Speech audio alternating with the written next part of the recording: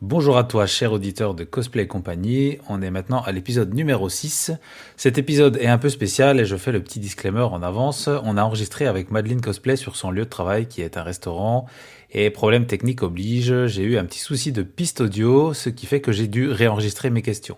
Donc si vous sentez un petit décalage d'ambiance entre ma voix et celle de Madeleine, c'est normal puisque j'ai reposé les mêmes questions tout seul devant mon micro.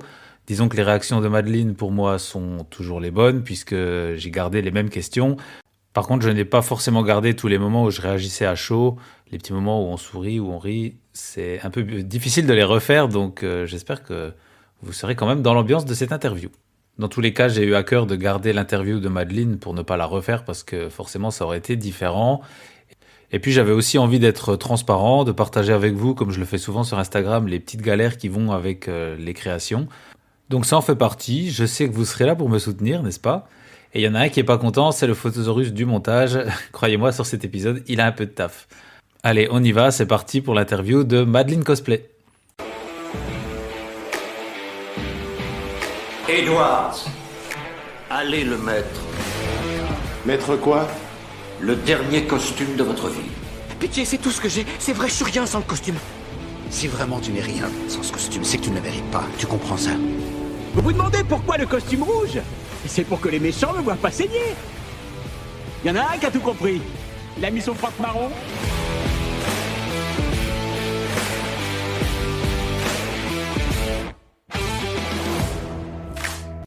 Madeleine, bienvenue dans Cosplay et compagnie, bonjour à toi.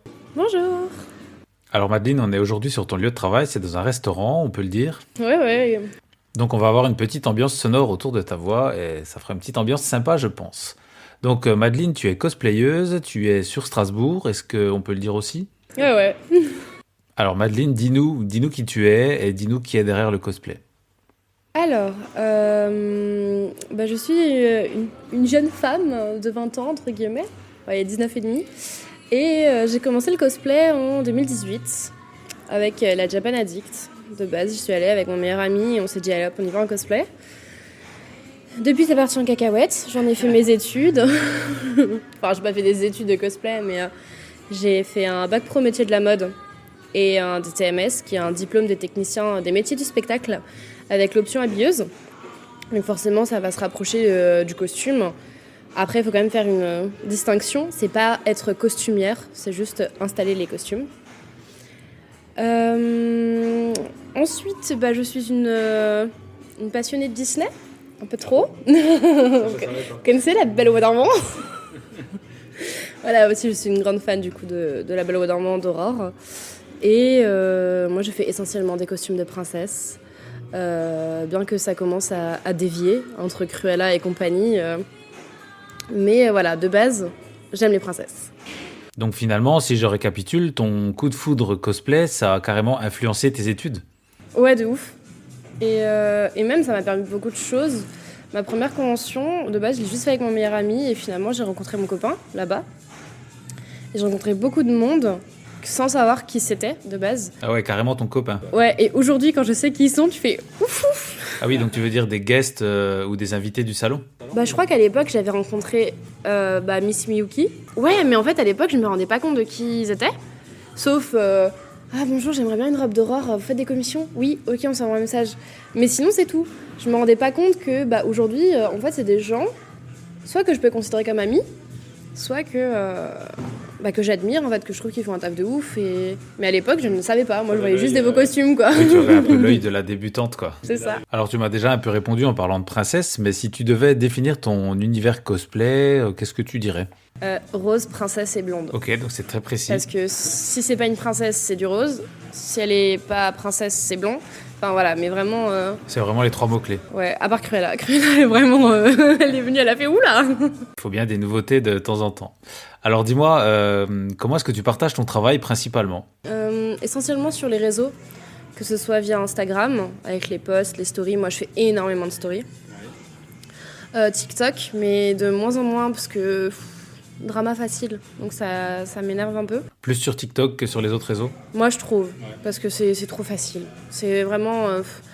c'est beaucoup trop enfantin et du coup les gens se permettent des choses qu'ils se permettraient pas sur Facebook par exemple. D'accord.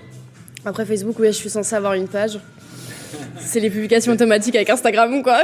Ça, je crois que c'est le cas de beaucoup de monde. Mais ouais, non, essentiellement Instagram.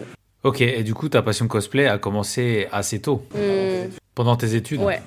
Ton premier coup de foudre. Ouais, clairement, je crois que je suis arrivée, c'était pour la rentrée de 2019. Je crois que c'était ma 3e, quelque chose comme ça, ouais, dans ces environs-là, et je devais faire mes vœux pour le lycée. Et en fait, j'ai triché, je mentis à mes parents. C'est pas bien, attention. J'espère qu'ils le savent. Oui, je vais te raconter une anecdote, tu vas comprendre. En fait, j'avais fait 3 vœux, comme dans tous les trucs de lycée, et j'avais triché, j'avais écrit que je voulais aller en bac pro métier de la mode, et j'avais mis 2 autres trucs généraux. J'avais montré la feuille à mes parents pour qu'ils signent, et ils ont fait « Ah non, c'est hors de question, tu iras pas en bac pro, tu me changes cet ordre ». J'ai changé l'ordre en mettant un lycée, je savais que j'irais pas parce que c'est un lycée que tout le monde demande. En dessous, j'avais mis mon bac pro, tout en sachant que je serais pas prise parce qu'il faut avoir 18 de moyenne partout. Et j'ai pas été prise. Et le jour où on a annoncé les résultats, j'ai pleuré comme pas possible. Moi, j'étais trop contente. J'ai appelé ma mère, je lui ai dit « Maman, je suis en bac pro !» Je me suis fait enguirlander. Et de base, en fait, j'ai pas commencé par le bac pro. J'ai commencé à faire un bac général. Et c'est à la fin de la seconde où j'ai fait non, c'est pas possible. Ça me plaît pas. Et pendant cette année de générale, par contre, j'ai prouvé à mes parents que j'étais capable de faire de la couture et que c'est de la couture et pas forcément le cosplay. Donc bon. Tu as voulu prouver que c'était possible d'en faire ton métier ? Ouais, ou leur montrer. Parce qu'à l'époque, je leur en voulais, mais aujourd'hui, je comprends très bien. J'avais fait quoi 3 lingettes démaquillantes peut-être. Donc je peux comprendre que ma mère elle s'est dit mais jamais de la vie elle est passionnée par ça, elle a fait 3 trucs, elle est contente et c'est fini. Et en fait pendant toute cette année-là je leur ai montré que bah non regarde j'ai fait un costume d'Alice, non regarde j'ai fait ma première jupe, enfin que des petits trucs comme ça pour leur dire voilà n'ayez pas peur, je peux y arriver et j'ai vraiment envie de le faire. Ok, donc ta détermination était vraiment à l'épreuve. Ouais c'est ça. Ok, bah c'est super chouette de voir ta détermination en tout cas. Donc maintenant, je te propose de rentrer dans le vif du sujet. On se voit aujourd'hui pour parler de concours. Donc tu nous l'as dit, ton univers tourne autour des princesses, mais il y a aussi une constante chez toi, c'est que tu aimes les concours. Ouais. Donc tu vas nous expliquer tout ça. Et déjà, ma première question, c'est est-ce que tu sais pourquoi tu aimes les concours ? Alors déjà, moi je fais plus de conventions sans faire de concours parce que quand on fait toutes les conventions du Grand Est, très rapidement, c'est assez répétitif. C'est pas forcément négatif, hein, ça permet de voir des têtes qu'on reconnaît, dire bonjour à tout le monde et tout, mais bon, on va peut-être pas passer 4 ans sur le stand comme on l'aurait fait à la première convention, en mode waouh, t'as vu ce petit dessin que je n'avais jamais vu de ma vie, alors que là, bon. Oui, donc t'as une espèce d'habitude qui s'est installée. C'est ça, et surtout que j'en fais énormément, ne serait-ce qu'avec l'association, parce que je suis dans Cosplayers de France, donc clairement, si je fais pas les concours, je m'ennuie. Et ce que j'aime particulièrement dans les concours, c'est que déjà dans les vestiaires, on a le temps de parler avec les autres cosplayers parce qu'entre guillemets, on n'a pas le choix. Entre guillemets, hein. Parce que moi, ça me fait toujours plaisir, mais c'est parce qu'on attend le pré-judging tous ensemble. Et il peut se passer n'importe quoi, que ça peut faire rire, ça peut créer une anecdote, créer quelque chose et raconter, je sais pas, un petit truc. Mais bref, ça permet de créer le contact avec les autres. Et maintenant, en plus, pour qu'est-ce qui me plaît, entre guillemets, niveau scénique, c'est clairement de pouvoir mettre en lumière des idées que j'ai eues, où j'ai peut-être des frustrations par rapport aux films, aux dessins animés, où il y a des trucs, j'aurais aimé que ça se passe autrement, ou essayer de raconter, par exemple, La Belle au Bois dormant, je suis toujours contente à l'idée de me dire que je vais, entre guillemets, raccourcir le film pour raconter aux gens l'histoire de La Belle au Bois dormant, et toujours, regardez, elle existe, regardez comme elle est belle, regardez comme je l'aime. Mais non, dans l'idée, j'aime bien pouvoir expliquer ce que j'aime via les prestations, tout en essayant de faire des trucs un peu sympas, un peu waouh, ou un peu soit narratif, soit poétique. Mais je pense que c'est la mise en scène particulièrement qui me plaît. Ok, donc tu vois ça sous le prisme de je vais compléter l'œuvre que j'ai aimée et la faire découvrir autrement. Ouais, clairement, franchement, sur certains trucs, alors autant, par exemple, Cruella, c'était clairement, j'ai ressorti un extrait du film, ou quand j'ai vu le film, j'ai fait ça, je le veux. Ça, clairement, je savais pas quel costume j'allais faire, mais je savais que je voulais ce moment-là du film. Et résultat des courses, bah oui, ça a été ma presta. Mais autant, par exemple, j'ai une idée de prestation pour La Belle au Bois dormant qui, elle a rien à voir, hein. Elle a rien à voir. Enfin, si, il y aura vite fait Philippe dans le fond, mais elle a rien à voir. Mais c'est pas, je trouve que c'est pas forcément complété, c'est peut-être jouer sur les attraits. Par exemple, je sais pas, les princesses Disney qui au bout de 2 minutes ont coup de foudre, c'est un peu se moquer. Ou ah là là, finalement Aurore elle a que 18 répliques, donc limite la faire muette. Enfin, des trucs un peu comme ça, sans forcément dire compléter l'œuvre. D'accord, donc vision super intéressante du concours que j'avais même pas en tête. Merci. Alors pour parler concours, on va un peu revenir sur le vocabulaire. Il y a peut-être des gens qui nous écoutent qui ne sont pas habitués au concours. Tu nous as parlé de préjudging, je pense qu'il y a plusieurs étapes. Est-ce que tu peux nous les expliquer ? Alors la toute première étape, c'est de savoir le début des inscriptions. Ça me paraît important de préciser ce point parce que je me suis fait surprendre pour un concours récemment.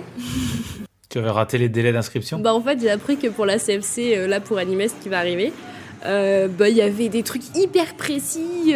C'était de telle heure à telle heure pendant tel jour. Alors que d'habitude, je suis la reine pour me dire convention dans 3 semaines, bon, je vais voir s'il y a de la place. C'est une des premières fois où c'est pas la convention que je programme, mais c'est le concours.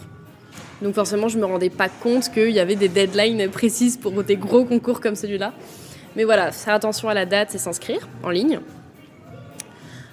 Ensuite, il y a valider sa présence sur place. C'est important parce que ça permet, pour le vivre, ça permet aux associations de savoir si vous êtes là ou pas. Et ensuite, il y a soit vous êtes déjà changé, soit, franchement, les 99,9% du temps, il y a des vestiaires. Donc on peut se changer, se maquiller, se préparer, tout ça dans les vestiaires. Et souvent, on va dire qu'une convention, elle commence à 10h. Il faut valider son inscription jusqu'à midi. Donc ça veut dire que si vous arrivez à 10h, vous pouvez valider à 10h et vous préparer de 10h à midi. Par contre, oui, si vous arrivez à 11h55, que vous validez à 11h55, souvent le pré-judging il est peut-être à midi 30, 13h. Là, ça devient compliqué. Mais du coup, le pré-judging, en fait, ça va être passé devant les jurys.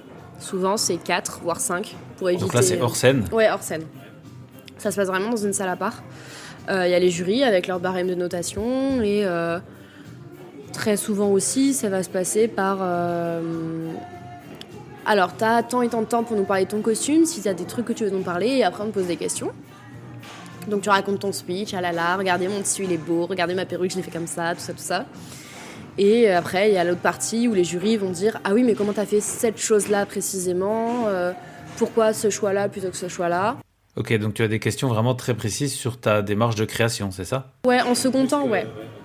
Après, ça se trouve, il y en a en premier temps, ça m'est déjà arrivé, ils ont raconté tellement de trucs que tu sais plus quoi leur dire. T'es là, tu fais « Oui, oui, je ne vais rien dire, je suis... voilà ». Mais voilà, dans l'idée, c'est un petit moment, on va dire, privilégié avec les jurys, où on leur raconte le costume, ils nous posent des questions, tout ça, tout ça. Ensuite, il y a un petit battant, généralement, soit pour manger, soit pour décompresser, mais voilà, il y a peut-être 1 heure où il ne se passe pas grand-chose. Souvent, c'est le moment où les gens, ils préparent leur décor. Parce que après il y a les accessoiristes souvent qui viennent. Enfin, il y a un petit briefing quand même, savoir quel accessoire va où. Vraiment se mettre d'accord parce que... Pareil, ce que les accessoiristes détestent, c'est se dire qu'ils peuvent peut-être se prendre le reproche que ça a mal été fait, donc forcément ils vont être aux petits soins en mode ils savent que c'est notre moment, donc autant tout bien faire, autant que tout soit parfait et que ça plaise à tout le monde. Donc il y a un petit moment d'échange aussi des fois à niveau où est-ce qu'on met quoi, machin. Et après, je sais pas, vers 14h, 15h, en fonction des concours toujours, y a le passage sur scène et là on a un ordre de passage qui est le même que le pré-judging généralement et on va passer sur scène avec une présentatrice qui dit palala machin bidule, elle va nous présenter truc bidule. Après le concours se fait qui dure peut-être 1 heure, 1 heure et demie en fonction de toujours, franchement chaque convention a son propre déroulement et après il y a la remise des prix par les jurys. Ok, super, donc là tu nous as bien résumé le côté pratique on va dire avec une sorte de planning ou de déroulement de la journée en fonction du concours. Très schématisé quand même, mais... Schématisé, évidemment, oui. Mais la question que je me pose, c'est comment ça se passe à l'intérieur de ta tête ? Comment tu ressens toutes ces étapes d'un point de vue stress, d'un point de vue émotion ? Est-ce que c'est compliqué ? Franchement, ça dépend le projet, et ça dépend pourquoi je suis là. Il y a, par exemple, la SF Connexion que j'avais fait, qui pourtant aujourd'hui est un des concours qui me marque le plus.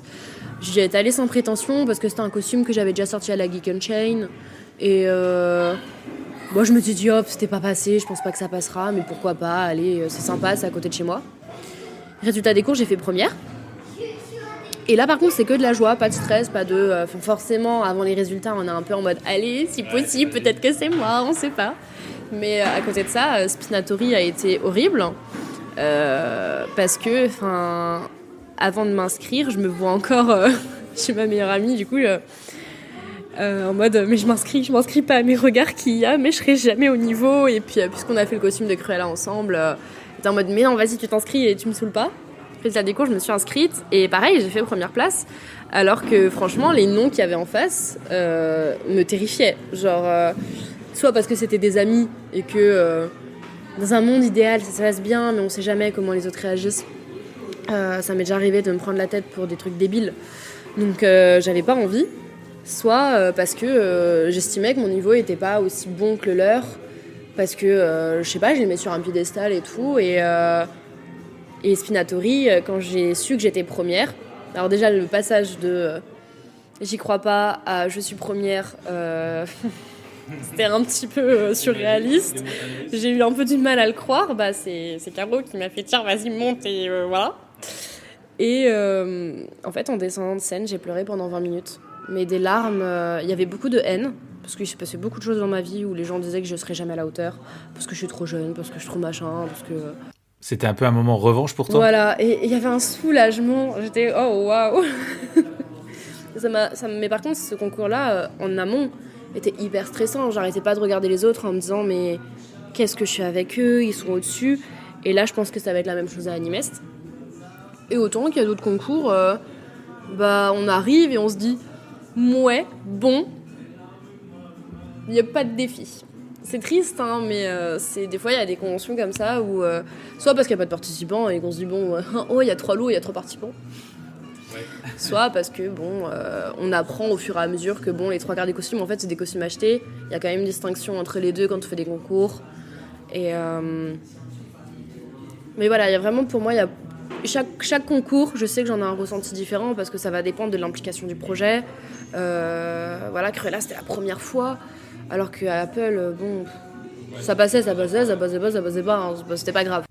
Et je profite que tu parles des costumes achetés. Explique-nous, est-ce qu'il y a 2 catégories différentes entre les costumes achetés et fabriqués ?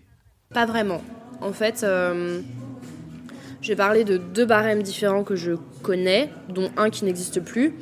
À l'époque, à Japan Addict, il y avait des prix uniquement pour le prix craft, le prix couture, le prix prestation, le prix maquillage et perruque, et il y avait un 5e prix que je me souviens plus. Je crois qu'il y avait juste premier prix, ou prix coup de cœur, quelque chose comme ça. Et là forcément, prix couture, costume acheté c'est compliqué, prix craft, costume acheté c'est compliqué, mais prix perruque et maquillage, forcément on achète sa perruque, oui. Il y a que 3 personnes sur Terre qui décident de tisser un par un. Mais dans l'idée, non, soit on achète la perruque en elle-même, on la stylise un peu, soit on achète la perruque, on rajoute des petites mèches de couleurs, et voilà. Mais ça, quelqu'un qui achète son costume peut très bien le faire, donc il n'y a pas de problème. Et pareil pour le maquillage, ça peut être, je sais pas moi, je vais prendre l'exemple qui était à cette époque-là, la Japan, c'était Saint-Lazare, je crois, de Pirates des Caraïbes, où la perruque avait été tissée, et que le maquillage, forcément, c'était... je crois que le mec, il était pendant je sais pas combien de temps sous l'océan, donc forcément, il y avait tout un maquillage vraiment intéressant, un peu comme Pennywise, et que bah forcément, c'est un maquillage, s'il est bien réussi, il est top, donc forcément, prix maquillage, mais prix prestation, ça par contre... alors je vais très caricaturer. Je vais très caricaturer. Allez Madeleine, on y croit, tu vas y arriver. Je vais abuser les traits.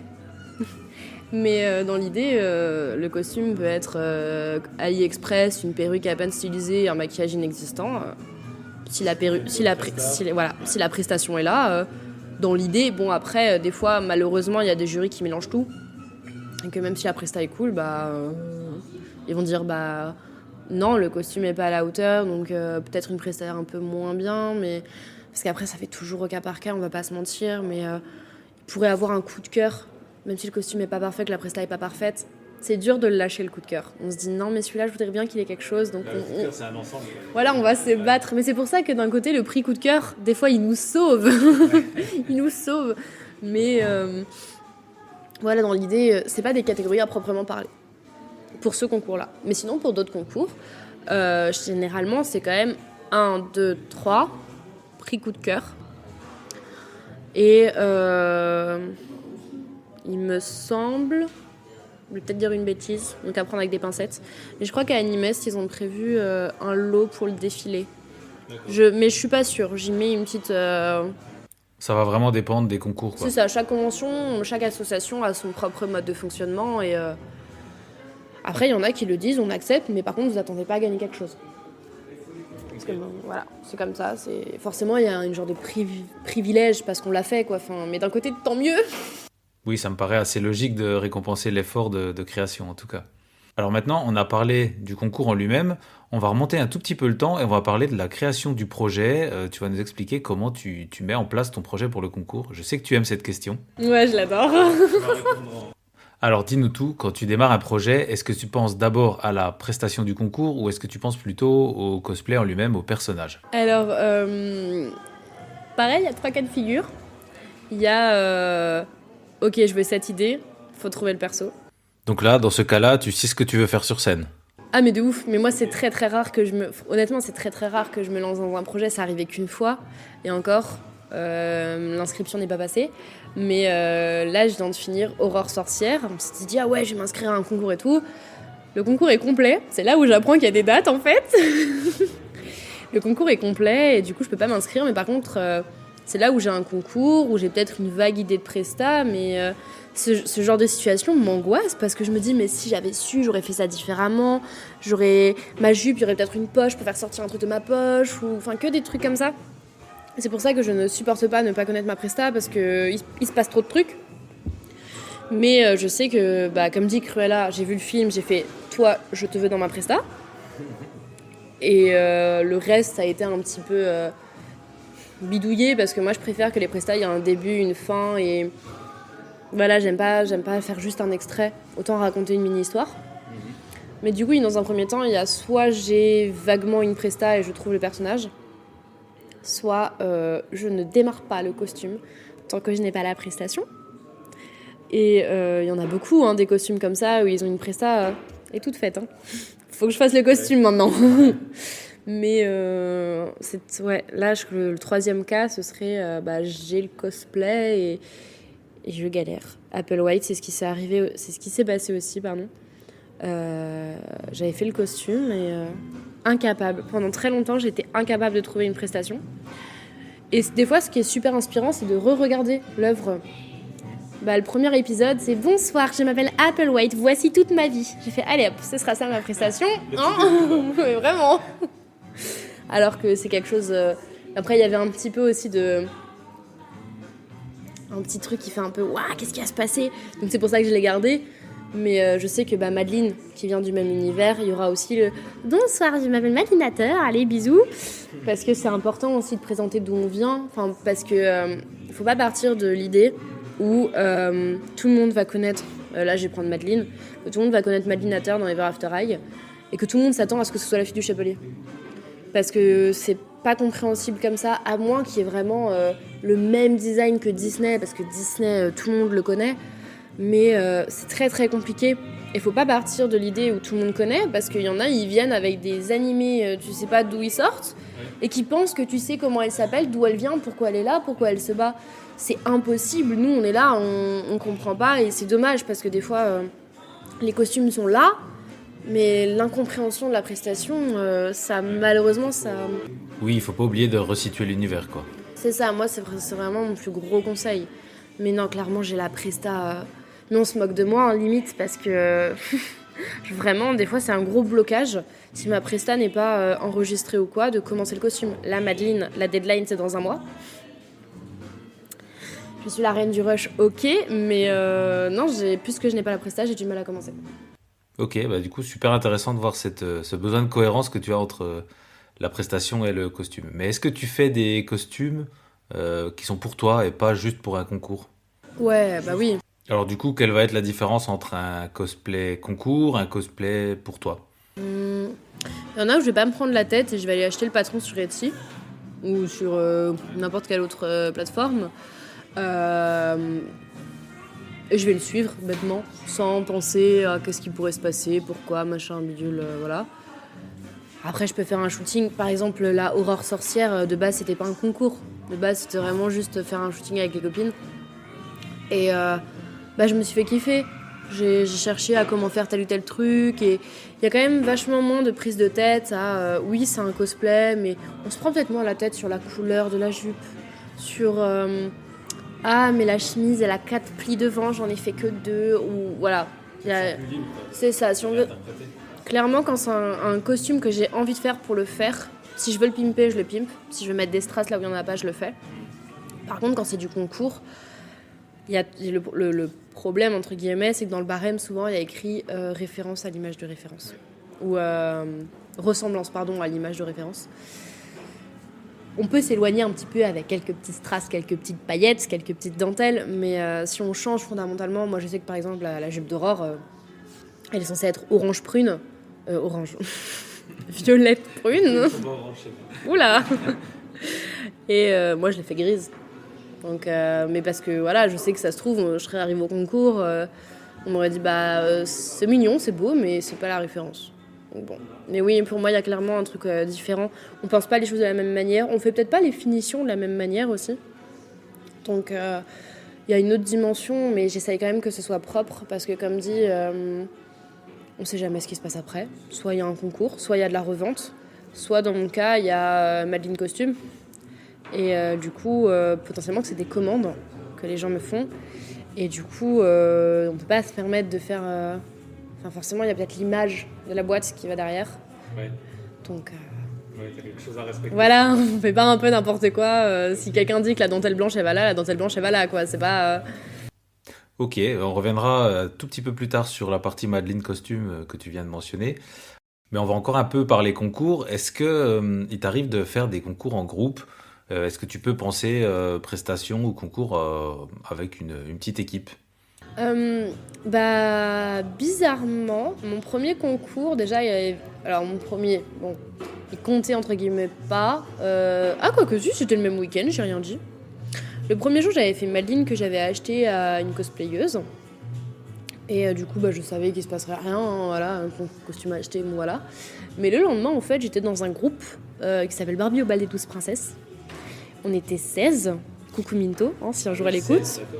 On était 16 sur scène. Et on devait faire la choré dans les temps. Les costumes étaient presque tous les mêmes, dans le sens où il n'y avait que la couleur qui changeait. Où je crois que les 3 triplés, on avait le même costume dans des couleurs différentes. Les jumelles, pareil. Enfin, il y avait des grades de costumes en fonction des âges et tout. Mais clairement, c'était très harmonieux et tout.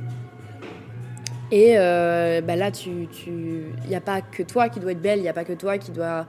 Il y a toute une équipe derrière et... J'imagine qu'il y a pas mal d'entraînement derrière. Ouais, alors moi j'ai un peu triché. J'ai un peu triché parce qu'on m'a clairement appelé 1 mois et demi avant le concours en mode il y en a une qui vient plus, tu peux remplacer. Et mais par contre, je sais que les autres, elles se sont toutes retrouvées en bas de l'appartement de Minto pour réviser. Les vidéos sont incroyables d'ailleurs. Mais ouais, elles se sont toutes retrouvées pour faire les entraînements, tout ça. Et je sais qu'aujourd'hui, ça lui a permis de pouvoir rebondir. Et maintenant, elle a ses propres shows. Où clairement, à Japan, elle fait son propre show de 20 minutes. Parce qu'ils se sont bien rendus compte qu'en 3 minutes, Oui, ça passe on a du potentiel malheureusement. Et en 3 minutes, on peut pas. En 3 minutes, on peut pas. Donc ils lui ont dit, écoute, t'as pu prouver via ce concours que t'arrivais à organiser des choses. Donc vas-y, on te laisse 20 minutes au Zénith. Mais moi, clairement, alors, je n'aime pas trop faire de groupe, je n'aime pas trop faire de duo. Pareil, le seul duo que j'ai fait, c'était Cruella et Estella. Ça s'est bien passé, il n'y avait pas de souci là-dessus, mais c'est parce qu'on avait toutes les deux envie de faire ce projet. Et que si je faisais pas Cruella, elle faisait quand même Estella. Et si elle n'avait pas fait Estella, j'aurais fait Cruella. Alors que les autres projets où... si tu fais ce perso, je fais ce perso, on se rend bien compte que ça n'avance à rien. Parce que il y en a qui disent oui par dépit. Et du coup, tu les recontactes 4 mois avant le concours. Oui, non, en fait, j'ai plus envie. Et pour le groupe.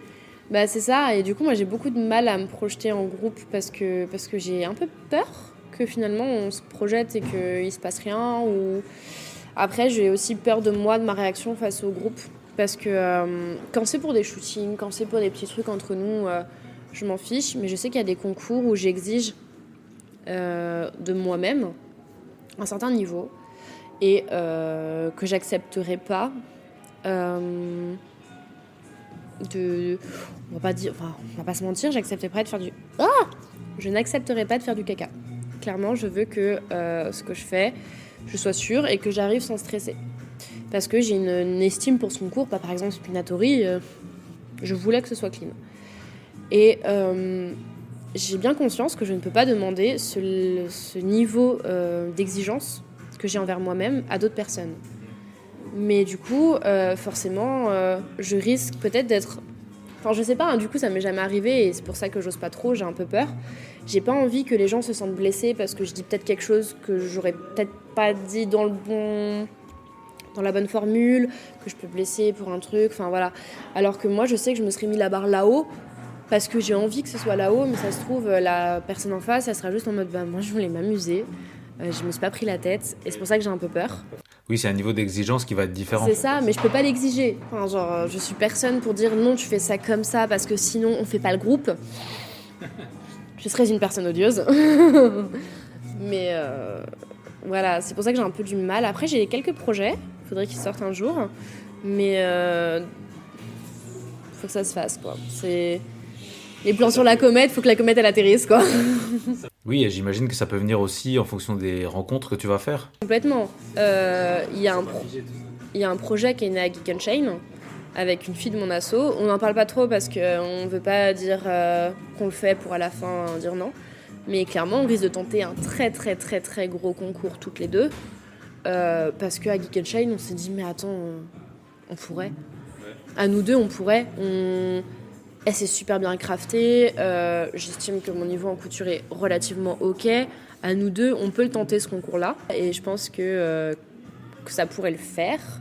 Mais bon, c'est quand même censé être en juin prochain, un concours d'une telle importance. Il y a quand même un peu l'angoisse de se dire, fin 2022, concours mi-2023, faudrait peut-être qu'on se bouge un petit peu. Et quand tu commences un projet comme ça pour un concours à long terme, est-ce que tu prévois un budget ou est-ce que tu commences ton cosplay et puis après on verra bien dans quel ordre tu procèdes ? Déjà, il y a des projets où je suis plus à même de mettre du budget. Clairement, si on me propose de faire... Alors ce projet-là, je peux que le faire en duo.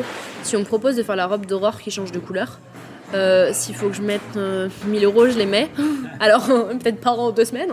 Mais clairement, je serais capable de les mettre parce que c'est un projet qui, voilà. Apple White, elle m'a coûté que 50 €.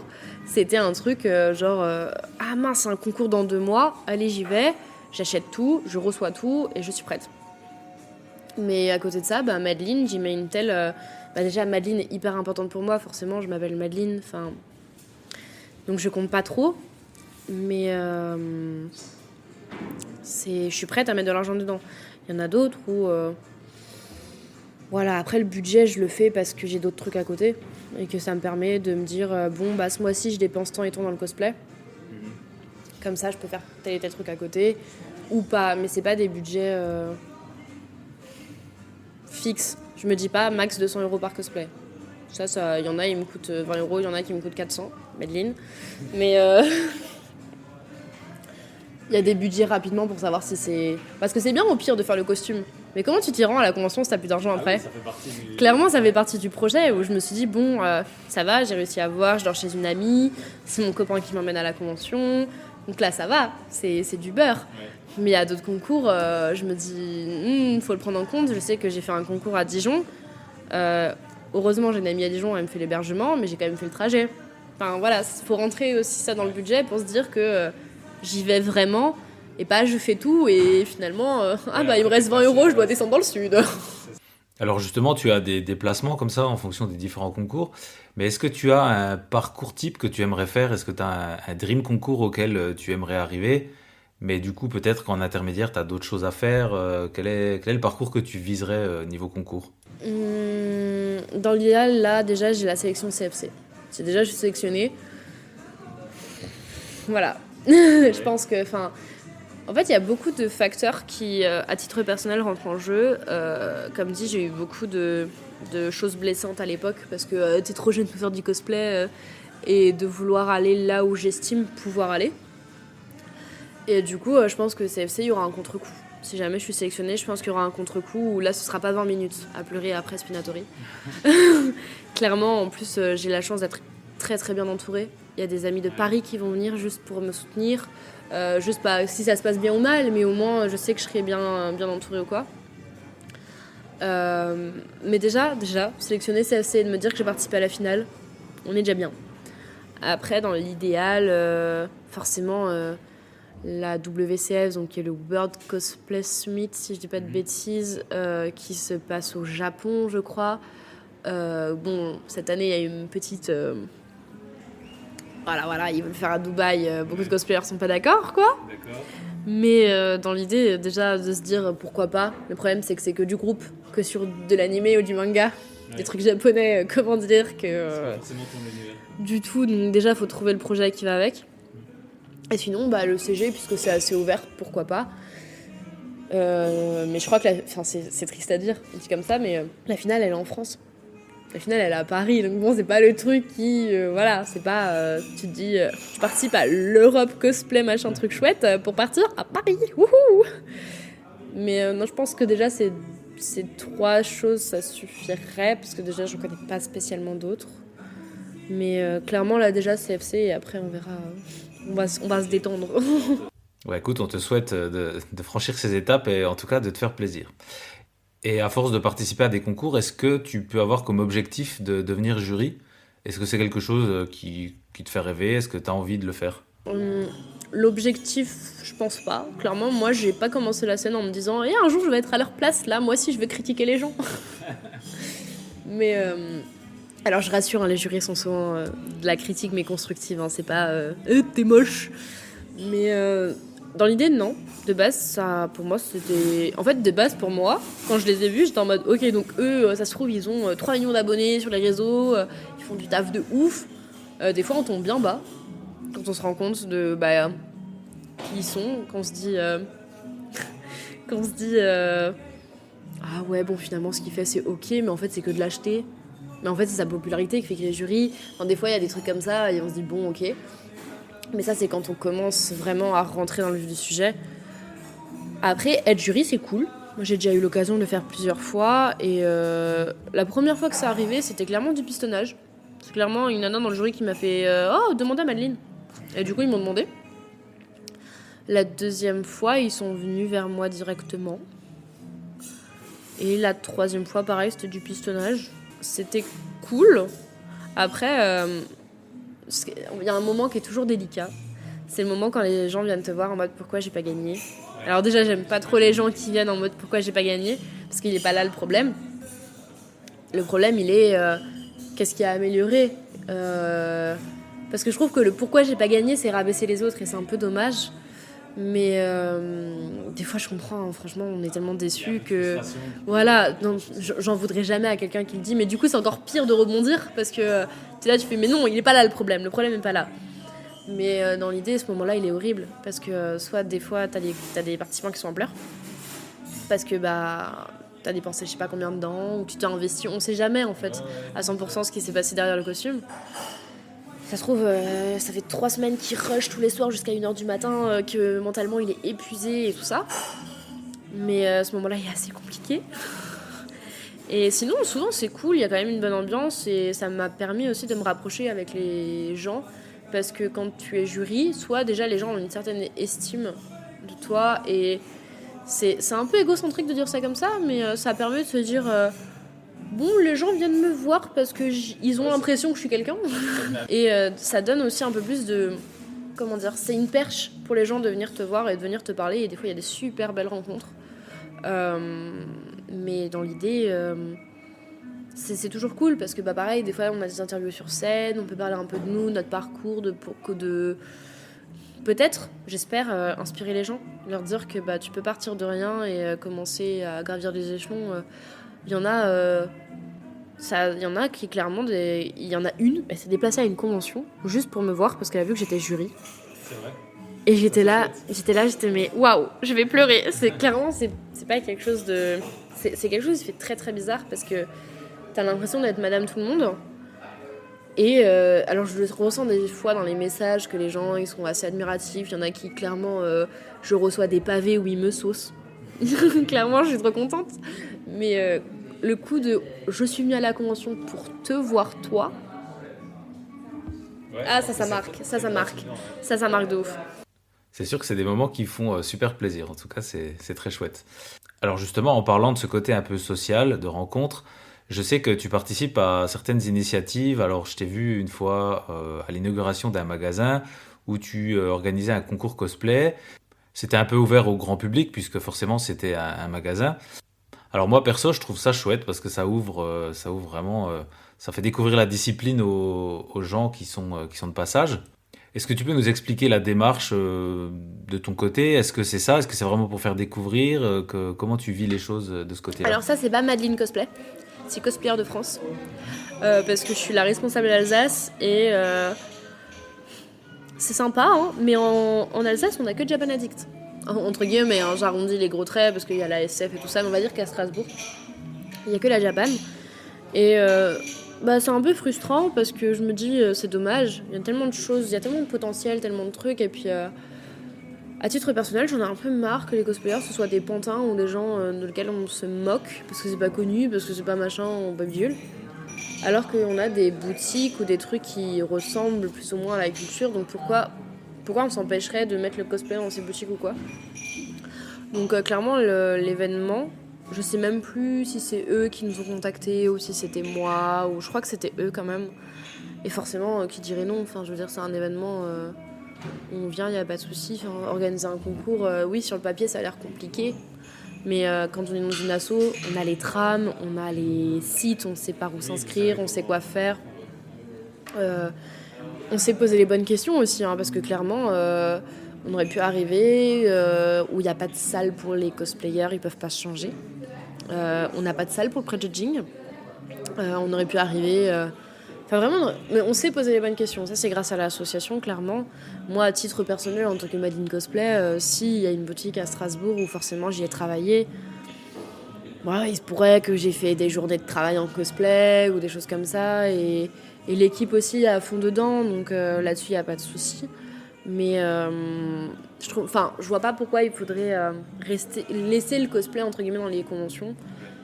Ok, donc c'est bien ça, tu as vraiment envie de faire découvrir le cosplay aux gens, au grand public, du bon côté de la force et en montrant la passion qui gravite autour de tout ça, quoi. C'est ça, parce que je trouve ça nul que les gens se moquent pour quelque chose qui ont l'air ridicule pour eux, alors que pour nous, c'est toute leur vie, quoi. Quelque part, c'est aussi un moyen de maîtriser comment est véhiculé le cosplay et ne pas taper dans les mauvais médias, comme on a déjà parlé dans ce podcast avec TF1 qui va un peu se moquer, quoi. C'est quand tu vois, voilà, avec leur magnifique déguisement, tu fais oula, merci. En fait, mais c'est tout le temps comme ça, hein, même en convention, les gens le reste de la journée, ils s'en fichent un peu de ce qui se passe, que ce soit sur la scène ou quoi. Alors je dis pas, hein, des fois il y a des jeux, ils fonctionnent à fond, il y a des interviews qui fonctionnent et tout, mais on va dire que dans les grandes lignes, ils arriveront jamais au public des concours cosplay.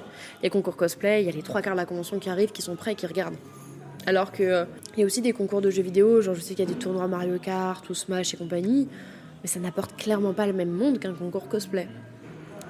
Et finalement, quand on sort d'un concours, déjà moi, c'est déjà arrivé qu'il y ait des parents qui me disent « Oh, trop bien, je veux regarder ça avec ma fille parce que vous me l'avez trop bien vendu. Ah, trop bien, votre truc, il a l'air sympa. Votre presta, félicitations. Votre costume, félicitations. » Alors qu'ils connaissent rien en cosplay. Et il y a clairement des cosplayers, ça peut être des costumiers à l'opéra ou ce genre de trucs, des trucs qui sont malheureusement mieux reconnus. Ah, tu es costumière à l'opéra, ah oui, tu dois être quelqu'un, ah, tu as gagné le CG, on s'en fiche. Alors que bon, je dis pas que ça se vaut, c'est deux choses complètement différentes, mais quelqu'un qui arrive à être finaliste à l'ECG, si, il pourrait être costumière à l'opéra. Hein. Oui, voilà. En tout cas, je trouve super intéressant cette envie que tu as de faire reconnaître le cosplay comme une vraie discipline. Et ça passe par des initiatives comme ça, de découverte au grand public. En tout cas, je t'en félicite. Je trouve l'opération vraiment chouette. Alors, on va revenir un petit peu sur quelque chose que tu as abordé plusieurs fois. Il y a Madeleine Cosplay, mais il y a une autre Madeleine, c'est Madeleine Costume. Alors, peut-être que tu as un dédoublement de personnalité, mais je ne crois pas. Peux-tu nous expliquer ce qu'est Madeleine Costume ? C'est qui? C'est toujours moi, oui, clairement c'est moi. C'est juste un compte Instagram pour pouvoir poster les commandes qu'on me demande. Je n'ai pas encore choisi si c'était le nom officiel de la boîte parce que malheureusement auprès des personnes qui ne s'y connaissent pas, ils vont voir costume, ça va mieux leur parler que cosplay. Mais j'ai pas envie qu'on vienne me voir non plus avec des costumes où j'ai pas envie, mais genre des costumes, comment dire.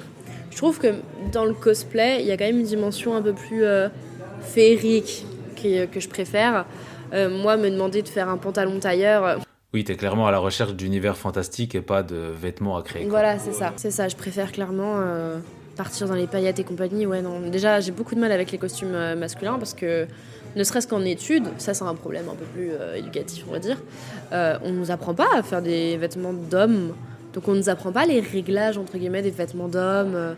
Et peut-être qu'il faut faire un peu plus attention à la carrure, un peu plus attention à la hauteur ou quoi. Ça on nous l'apprend pas. Donc c'est un petit peu du yolo patalo comme on dit. Hein. Tu sais pas trop où tu vas.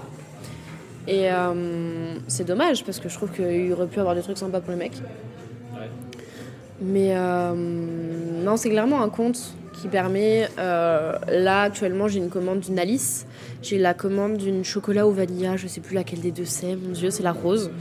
Je sais qu'une fois que les costumes sont sortis, soit moi, je fais un shooting du costume en photo. Mais 3/4 du temps, je suis pas contente, donc je le poste pas. Mais soit, par exemple, je sais que la Alice va me faire un shoot de dingue parce que c'est une amie et que je sais qu'elle fait des très belles choses d'habitude. Et je m'inquiète pas et elle m'enverra les photos et je les posterai. C'est ce qui est arrivé sur la Peppa de Encanto que j'ai fait. Et à côté de ça, ça me permet de montrer tous les costumes que j'ai fait main, comme un portfolio, pour pouvoir dire aux gens, venez, ayez confiance, je sais faire ça. Après, ça marche plus ou moins bien. Le jour où j'ai dit que je prenais des commissions, j'ai été assez surprise parce que j'ai eu beaucoup plus de demandes. Alors, en soi, c'est que 4 demandes, mais c'est des demandes qui, déjà, moi, je m'attendais à rien. Donc, c'est super sympa. J'ai eu une Blanche-Neige, Cascade en Berserk, j'ai eu la Alice, et j'ai eu un 4e truc, c'était du Maria Olic, je crois, si je dis pas de bêtises. C'était de l'animé, et finalement, bon, ça se fait ou ça se fait pas. Hein. Il y en a, ils viennent nous voir pour le projet, et il y a X, Y trucs qui se passent. J'oublie qu'il y en a une qui m'a commandé Madeleine Hatter et j'étais mort de rire quand elle me l'a dit. J'étais vraiment mort de rire. Mais voilà, ça se fait pas. Ça, c'est d'autres choses. Le devis est peut-être trop onéreux ou quoi. Parce que le problème, c'est que dès qu'on passe en entreprise, les gens ne se rendent peut-être pas forcément compte que tu peux pas demander 10 € de l'heure. Oui. Tu ne peux pas. C'est techniquement pas possible parce que les charges, parce que le machin, parce que le bidule, parce qu'il y a 50 milliards de trucs qui rentrent en compte. Et... du coup, les gens sont... Nous, on nous a appris scolairement, après ça s'adapte ou pas, hein, ça dépend, moi j'ai pas d'employé à payer ou quoi, mais scolairement, on nous a appris que c'était 25 € de l'heure pour le costume. Parce qu'il y a les études, parce qu'il y a machin, parce qu'il y a bidule, il y a plein d'autres choses qui vont derrière. Concrètement, demander 25 € de l'heure sur certains devis, les gens ils tournent de l'œil, clairement, parce qu'il n'y a pas encore la matière qui est comprise dedans, il n'y a pas encore plein de trucs qui sont pas compris dedans. Mais c'est compliqué de se faire un nom. Parce qu'il y a des trucs qui existent déjà, il y a des très très très très très bons costumiers qui existent déjà. Et c'est compliqué de se faire sa marque, mais à la fois j'étais assez surprise de voir que ça a assez bien marché. Du coup, dans l'idée, malheureusement, ça devait être officiel avec un numéro de siret et tout ça il y a un mois. Le truc, c'est qu'entre-temps, bonjour, on est à mon travail. Que je me suis rendu compte que malheureusement... En faire mon temps plein, c'est pas possible parce que déjà, j'ai peut-être pas forcément les commandes qui vont derrière. Donc si c'est pour travailler 3 jours et rien faire pendant 4 mois. Oui, c'est sûr. Voilà. Mais la dure réalité de la vie et de l'argent. Voilà, si on a des projets, que ce soit personnel ou cosplay, on ne peut rien faire sans argent. Donc j'ai décidé d'avoir un mi-temps à côté. Et finalement, on se rend compte que il y a que 24 heures dans une journée. Ouf. Entre faire les costumes, faire mon travail ici. Gérer ma vie privée. Si je devrais ouvrir une boîte là, ce serait compliqué. C'est ça, mais par contre, du coup, les idées, tout ça sont gardées. Normalement, ce serait pour l'année prochaine, avec le siret et tout ça, parce qu'il y a aussi la paperasse. Moi, j'adore ça. Miam. Hein. Ça m'a pris 18 ans à faire une carte d'identité, donc non, vraiment, j'ai beaucoup de mal avec la paperasse, donc déjà ça me bloque. Mais voilà, dans l'idée. C'est ma marque et c'est un genre de portfolio pour pour les clients, en fait, tout simplement. C'est un peu Photosaurus Fred et Frédéric Jarre en photo, quoi. C'est deux trucs distincts entre le mariage et le cosplay. Moi, c'est ma personne. Parce que les gens, il faut pas se mentir, des fois, ils nous suivent pour notre personnalité. Ça se trouve, Aurore, je ne l'aime pas. Je suis d'accord, c'est une des forces d'Instagram, c'est qu'on peut montrer autre chose que simplement son travail, mais aussi sa personnalité, qui on est, et ça rapproche un peu des gens. C'est ça, et clairement, ça se trouve, il y en a, ils me suivent parce que, oh là là, elle a l'air trop drôle, ça se trouve, j'ai l'air que drôle en story, ça aussi, mais bon, ça c'est un grand débat sur les réseaux sociaux. Mais voilà, dans l'idée, il y en a qui me suivent pour ma personnalité et qui s'en fichent de mon travail à proprement parler, et inversement, il y en a qui s'en fichent que je fasse des stories de 4h30 pour raconter que, oulala, il s'est passé ça dans ma journée, et qu'ils ont juste envie de voir mon travail, et à côté de ça, ils vont aller voir Madeleine Costume. Dans l'idée, c'est à peu près ça. Écoute, bravo pour tes projets, on te souhaite beaucoup de courage et longue vie à Madeleine Costume. On va arriver tout doucement à la fin de cette interview, alors on te remercie pour tout ce que tu nous as enseigné sur les concours, c'est un univers qui est très intéressant. J'espère que ça a pu donner envie à certaines personnes de participer à des concours, ou en tout cas à s'y intéresser. J'ai encore une ou deux questions pour toi, pour terminer cette interview, qui seront peut-être un peu plus perso. Déjà, je vais te demander, est-ce que, on voit bien que le cosplay, c'est une grande passion pour toi, mais est-ce que tu penses que ça va t'accompagner toute ta vie ? Je pense, parce que même si c'est pas par moi, soit ce sera par les costumes que je fais, soit je vais très loin, très très loin. Je sais que je veux des enfants, c'est clairement, et je me dis mais les pauvres, les pauvres. Clairement, je sais que mes enfants, je leur ferai des costumes parce que voilà, si déjà, pourquoi payer les costumes d'Halloween quand il reste des chutes de tissu ? C'est sûr. Mais je pense que d'une manière ou d'une autre, il vivra. Je pense qu'aujourd'hui, je perds pas la passion. Je manque juste de temps. Parce que clairement, en une semaine, des fois, je peux avoir 4 cosplans. Ça fait beaucoup quand il y a 54 semaines dans une année. Mais je pense pas que ça s'arrêtera. Après, ça se trouve, la vie nous le dira. Hein. Franchement, il y a des cosplayers, on s'y attendait pas. Et du jour au lendemain, ils nous disent oh, j'ai plus envie. Et ça s'arrête. Mais j'espère pas. Hein. Franchement, je suis à l'aise. Et puis déjà, je me dis que j'aurai plus d'amis. Parce que j'ai pas beaucoup de personnes dans mon entourage qui sont dehors du cosplay. Que ce soit les photographes, les modèles ou les couturiers. Parce que voilà. Oui, et je pense que comme tu as commencé super tôt, tu as un peu construit tes relations autour du cosplay. Donc, ouais, ça me paraît assez logique. C'est ça, j'ai pas de. Ouais, j'ai pas de cercle différent en termes d'amis autre que le cosplay. Donc si j'arrête le cosplay, j'ai plus d'amis. Et allez, une petite dernière question qui devient une classique pour les invités. Si jamais tu n'as plus de réseaux sociaux, si tu ne peux plus montrer les photos, tu peux faire des shootings, mais tu les gardes pour toi. Est-ce que tu continues à avoir un intérêt au cosplay ? Est-ce que te réserver cette passion à toi seul et ton cercle très proche est suffisant pour toi pour continuer à le pratiquer ? Franchement, je pense que c'est pareil sur les réseaux. Quand on voit quelqu'un en particulier à commenter ou à aimer, ça fait tout. Moi, clairement, mon copain, il me dit trop bien, sont trop bien, va aller au-dessus du oh waouh, t'es trop magnifique et tout, waouh, de mon commentaire que je pourrais avoir. Donc, si je peux faire des shootings et garder les photos et je peux pas me faire un album, les montrer aux gens qui comptent vraiment, pour moi, c'est la même chose. C'est pas grave si Instagram ne le voit pas, alors oh zut, j'aurais pas mes 100 likes, oh trop dommage. Mais après, sur les concours, je pense que je le développerais différemment parce que les concours apportent un côté scénique. Apportent un côté... Sur une photo, on peut avoir une expression, mais on peut peut-être pas forcément tout le temps avoir une histoire à raconter quelque chose pendant 5 minutes. Donc je pense que ça se décalerait sur la vidéo. Pour pouvoir, forcément, on la mettra pas sur YouTube, hein, mais il y aura une vidéo, je pense, ou une autre façon d'exprimer les choses. Après, non, concrètement, je prends du plaisir à faire les costumes, ne serait-ce que s'ils sont pas partagés. Ça risque d'être compliqué pour Madeleine Costume, du coup, sans réseau, se faire connaître. Mais dans l'idée, la passion couture est là. La passion est là et c'est pas grave si les gens ne le voient pas, c'est pas grave. Tant que j'ai les bonnes personnes derrière qui diront que c'est cool ou pas, hein, clairement, mais j'ai pas besoin que Pierre-Paul Jacques soit au courant. Après, tant mieux, hein, on va pas se mentir, mais ça me changerait pas grand-chose, je pense. Merci beaucoup pour ta réponse. J'ai beaucoup aimé quand tu nous as parlé du fait qu'une personne en particulier va pouvoir faire ta journée en commentant ta création. Finalement, ça peut être commenté dans la vraie vie et pas forcément sur les réseaux sociaux. Et c'est vrai que cette personne qui compte pour toi va avoir un impact différent, en tout cas sur ce qu'elle va te dire. Je vais vous avouer que cette question, je l'ai posée quasiment à chaque interview. Je m'étais dit que je la poserais plus, mais au final, ça donne lieu à des réponses qui sont super touchantes et on va peut-être la garder encore un peu. Bah complètement, il faut pas non plus oublier que les réseaux sociaux, c'est assez...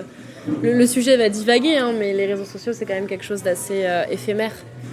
Les gens peuvent nous apprécier parce que « Ah, waouh, elle a fait mon dream cos, trop bien, elle a fait le cosplay dont je rêvais » et que du coup, bah, forcément, les 5 prochains posts, je vais les suivre parce que c'est les 5 posts de costumes que je voulais voir.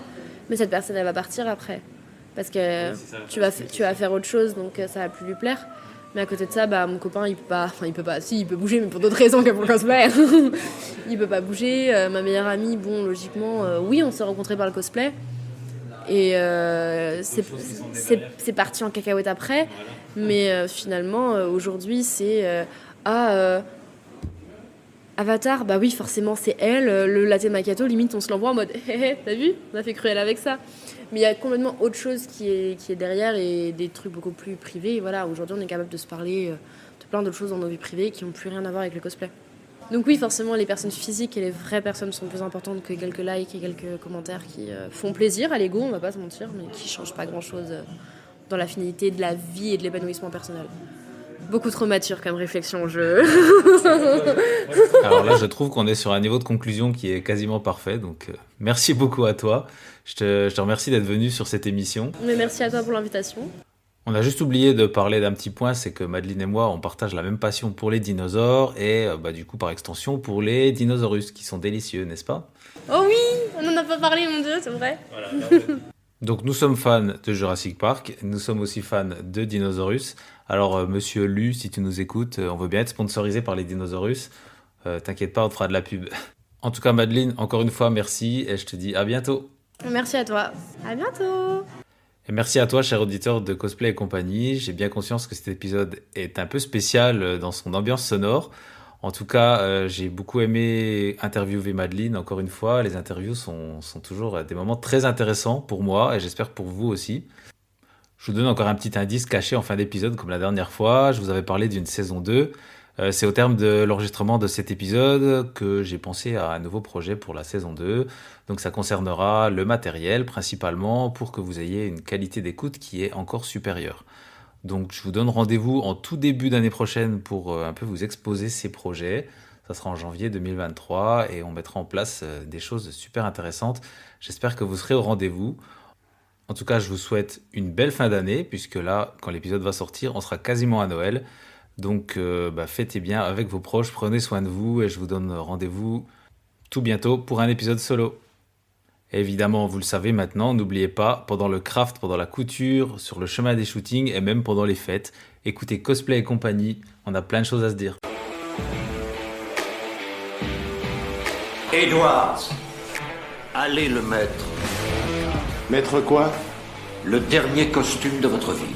Pitié, c'est tout ce que j'ai. C'est vrai, je suis rien sans le costume. Si vraiment tu n'es rien sans ce costume, c'est que tu ne le mérites pas. Tu comprends ça? Vous vous demandez pourquoi le costume rouge? C'est pour que les méchants ne voient pas saigner. Il y en a un qui a tout compris. Il a mis son froc marron.